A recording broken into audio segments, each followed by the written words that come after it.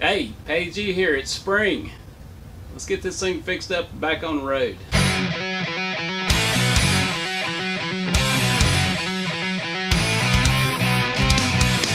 So last fall, I put a flasher module on this bike that would auto turn off the signal lights and emergency flashers and that kind of thing. And while I was hooking it up, I hooked it to the battery directly, and I got it all hooked up and everything, and I forgot to move that. I forgot to disconnect it from the battery. So my battery's dead. The plan today is to get the seat off, remove the battery, replace the battery, find a switched hot wire, which is a brown and white and a green and yellow as I recall, and then I'm going to move this wire to a switched outlet so when I turn the key off it doesn't drain from the battery like it did. And then we're going to clean it up. We're going to go through it, give it a check out. The oil is good. I changed it in the fall of last year, so it's good. So we'll check that to make sure the levels are all good and all that, and then we'll see if we can't get this thing on the road. Now I'll talk about some of the modifications I've done to it. You know me, I mean, I can't leave well enough alone.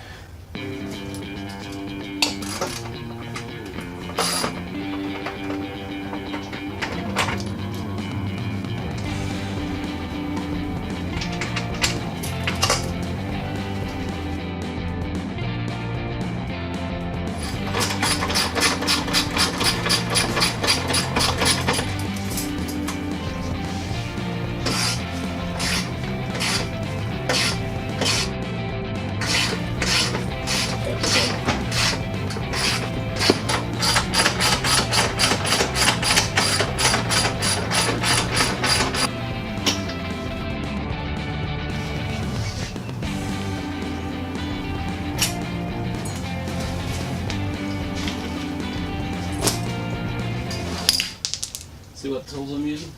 I didn't notice. The ones are using. Ones your mom got me for Christmas.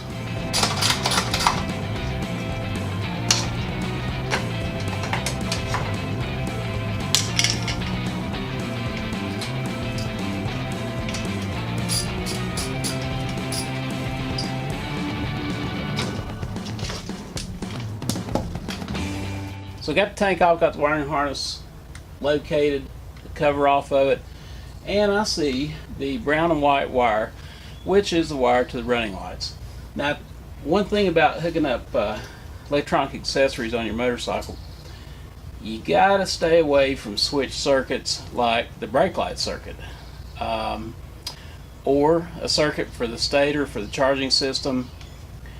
There's some circuits that are switched that you just don't want to hook anything extra to, because who knows what the load is on that circuit already, and then if you go and add one more device, maybe that's too much. But I found a circuit for running lights, and that's this brown and white, and that's a standard wiring code for the Hondas. So I'm going to hook to that. Worst case scenario, I lose my running lights. You know, I guess that's bad, but it's not as bad as losing a brake light or a headlight, or even the new driving lights and stuff I put on. If you're out on a mountain road at night, wouldn't want to lose any of those. Running lights, I could probably do with.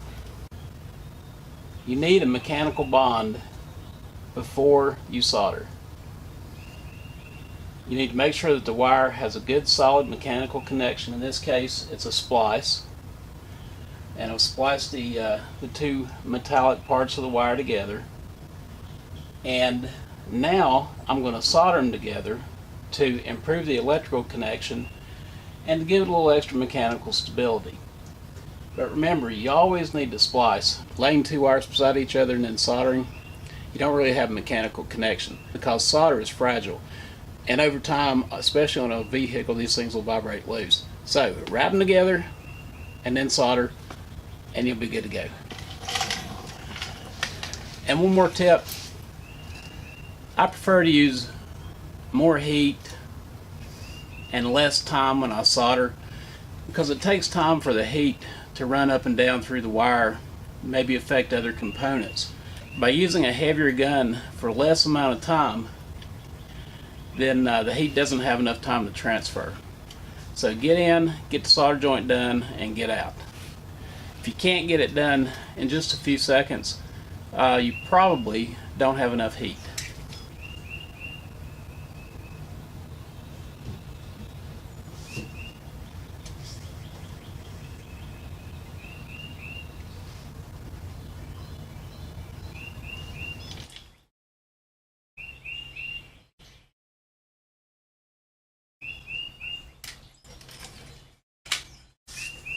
We'll let that cool, see how it goes. Now you can use crimpers, tap, those kind of things. There's a multi-taps on here now, and there's nothing wrong with that.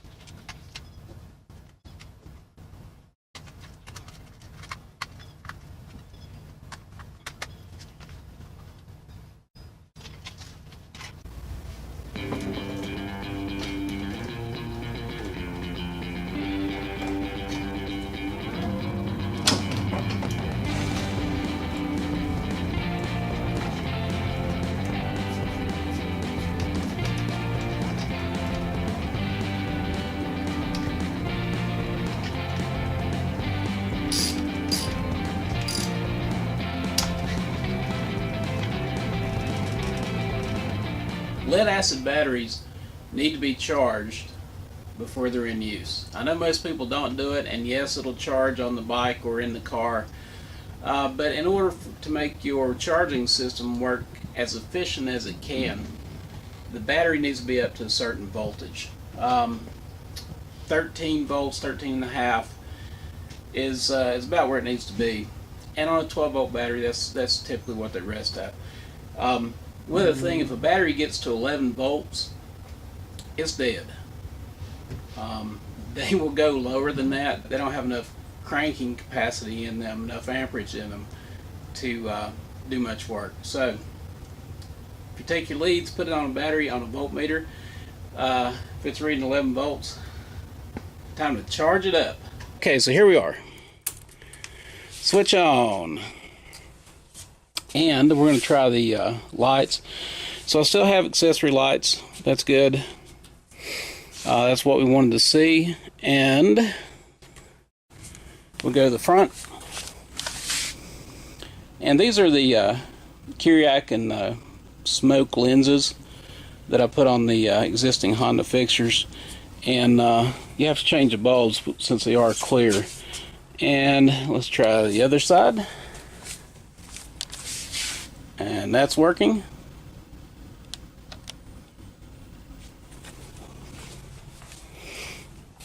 And let's do the back. There it is.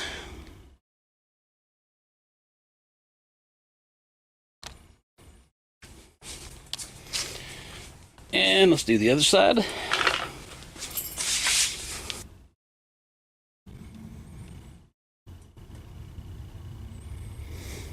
And so that all works.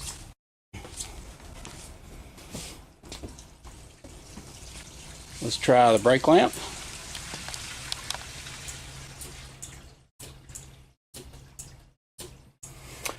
And by the way, this switching unit will flash when you hit the brakes, will light up the turn signals on the cicuit lenses too, which is pretty cool. So you get like triple brake lights on the back.